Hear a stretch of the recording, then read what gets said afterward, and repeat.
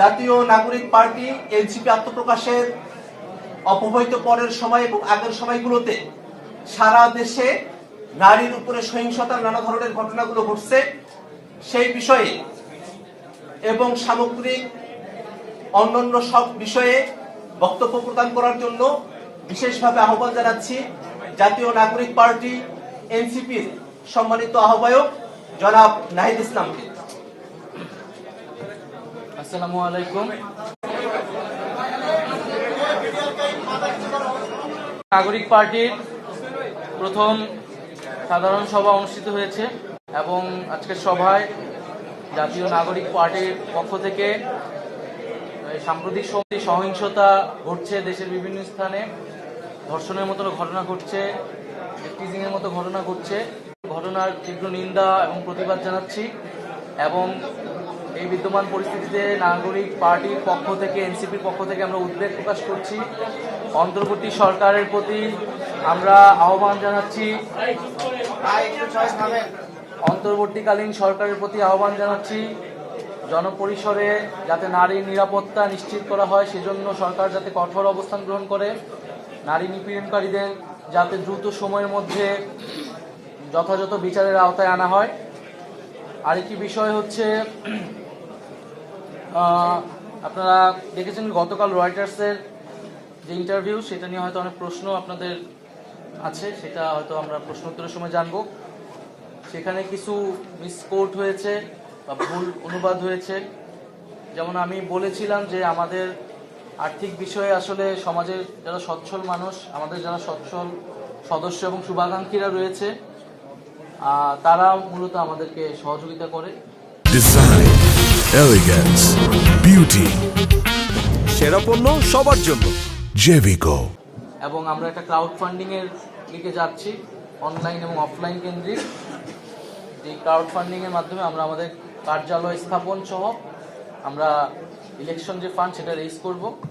তো সেটার একটা ভুল অনুবাদ দেশের বিভিন্ন গণমাধ্যমে আসলে এসেছে, সেটা সংশোধনের জন্য আমার অনুরোধ থাকবে। দ্বিতীয়ত, বর্তমান পরিস্থিতি সম্পর্কে আমি বলেছি যে এই বছর নির্বাচন করা সম্ভব নয়। আমি ঠিক এইভাবে কথাটা বলি নাই। আমি বলেছিলাম যে এখন দেশের যে আইন শৃঙ্খলার পরিস্থিতি, সেই পরিস্থিতিটা পুলিশ যেরকম নাজুক অবস্থায় আছে, এইরকম নাজুক অবস্থায় নির্বাচন করাটা অনেক বেশি কঠিন হবে এবং এই পুলিশ প্রশাসনের কিন্তু একটা সুষ্ঠু নির্বাচন করার অভিজ্ঞতা দীর্ঘদিনের নেই, তাদের সক্ষমতা পরীক্ষা হয় না দীর্ঘদিন ধরে। সেই জায়গা থেকে আমি বলেছি যে আমাদেরকে অবশ্যই নির্বাচনের আগে এই যে পুলিশিং ব্যবস্থা আছে, আইন শৃঙ্খলার যে পরিস্থিতি আছে, সেটাকে অবশ্যই উন্নত করতে হবে এবং সেটার জন্য সরকারের পাশাপাশি রাজনৈতিক দলগুলো যারা রয়েছে, বিভিন্ন সামাজিক শক্তি যারা রয়েছে, তাদেরকেও এগিয়ে আসতে হবে এবং সহযোগিতা করতে হবে। এবং নির্বাচন যে কোনো সময়ের জন্য, মানে নির্বাচনের জন্য নাগরিক পার্টি তার মানসিকতা এবং প্রস্তুতি রয়েছে এবং আমরা নির্বাচন সামনে বলেছি যে আমরা আমাদের জায়গা থেকে গণপরিষদ নির্বাচন দেখতে চাই জাতীয় সংসদের পাশাপাশি।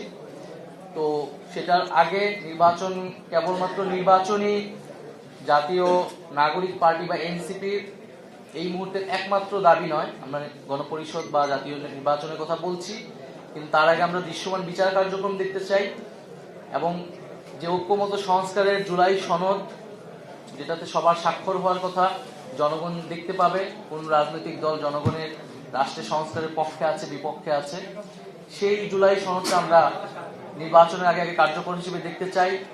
যে জুলাই ঘোষণাপত্রর কথা উঠেছিল ছাত্রদের পক্ষ থেকে, সেটি আমরা বাস্তবায়ন দেখতে চাই দ্রুত সময়ের মধ্যে। আরেকটি বিষয় আপনারা খেয়াল করে থাকবেন, খুব সাম্প্রতিক সময় ধরেই বৈষম্য বিরোধী ছাত্র আন্দোলন, নাগরিক কমিটি এবং বর্তমানে যে নাগরিক পার্টি হওয়ার পর থেকে যে আমাদের যারা নারী সদস্যবৃন্দ রয়েছে, খুবই স্পেসিফিকভাবে তাদেরকে চিহ্নিত করে সাইবার জগতে নানা ধরনের অপপ্রচার চলছে, বুলিং চলছে এবং এক ধরনের হেনস্থার মধ্য দিয়ে তাদেরকে যাচ্ছে। এবং আমরা দেখতে পাচ্ছি যে বিগত ফ্যাসিবাদী সরকার, তাদের কর্মী, তাদের যারা তাদের সাথে যারা যুক্ত রয়েছেন নানাভাবে, সেই সকল মানুষরা এই কার্যক্রমে অনেক বেশি যুক্ত হচ্ছেন। নারীদেরকে টার্গেট করা হচ্ছে পলিটিক্যাল স্পেয়ারে, যাতে নারীরা রাজনৈতিক কাজে, দেশ গঠনের কাজে যুক্ত হতে না পারে নিরুৎসাহিত করার জন্য এবং তাদেরকে একটা মেন্টাল ট্রমার মধ্যে দিয়ে তাদেরকে নিয়ে যাওয়ার চেষ্টা করা হচ্ছে। আমরা এর তীব্র নিন্দা এবং প্রতিবাদ জানাই এবং আমরা মনে করি যে এটার জন্য যথাযথ ব্যবস্থা আসলে সরকারের জায়গা থেকে নেওয়া উচিত। সামাজিকভাবে আমাদের এই সকল নারী যে কোনো রাজনৈতিক দলে যারা ফ্যাসিবাদের বিপক্ষে ছিল তাদের পক্ষে আমাদের জোরালো কণ্ঠস্বর রেইজ করা উচিত এবং তাদের পক্ষে অবস্থান নেওয়া উচিত। আপনার মানসিকভাবে প্রস্তুত এই যে 300 আসনে আপনাদের প্রার্থী দেওয়ার জন্য আপনাদের এই পুনর্বাণী কার্যক্রম আমাদের রাজনৈতিক দল তো মাত্রই আত্মপ্রকাশ জন্য যে শর্তাবলী পূরণ করতে হয় সেটাতেই মনোযোগী হচ্ছি। তৃণমূলে আমাদের সাংগঠনিক বিস্তার কার্যক্রম যেটা আমরা সেটা রমজান মাসে কিছুটা শুরু করেছি, রোজার পরে পুরোদমে শুরু করব এবং তারপরেই মূলত আমরা এই বিষয়গুলো নিয়ে আসলে মন্তব্য করবো আমাদের দলের পক্ষ থেকে।